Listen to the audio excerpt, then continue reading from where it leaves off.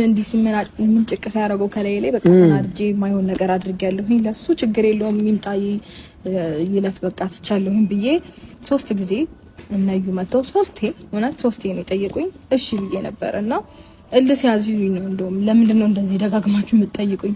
ከዛ በቃ እኔን ክፉ ለማስባል ነው እንዴ ብዬ ተናድጄ ማይሆን ነገር እንትን ብዬ በቃ ሂዱ እንደውም አይ ምናምን አልኩኝ እንጂ እኔ አሁንም ችግር የለውም ልጁ ማየት ይችላል። ግን ከኔ ጋር ያለው ነገር ተባረክ እግዚአብሔር ባርክሽ። ያንቺው ነገር ሁሉም ትክክለኛ ነው። አንድም ነገር የለውም። እግዚአብሔርን አንድም ነገር የለውም።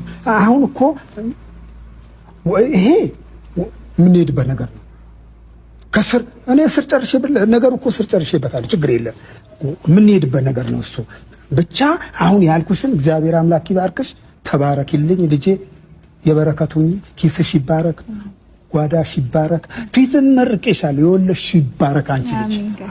እሺ በልሽ። አንቺ እንዳላልሽኝም እኮ እምቢ እኮ አላልሽኝም። እኔ እውነቴን ነው እምቢ አላልሽኝም። አንቺ ፊትን መርቄሻለሁ። ምርቃት ይደርብሽ። አሁን ችግር የለው በቃ አሁን ልጁ ብቻ ይህ ያልሽኝ ደህና ነገር እያየሽ ኑሪ አንቺ። ተባረክልኝ። እግዚአብሔር አምላክ ይባርክሽ እና ይስተካከላል። ማይስተካከል ነገር የለም። አንቺም እምቢ አትይኝም። እኔ እውነቴን ነው የምለው እምቢ አትይኝም።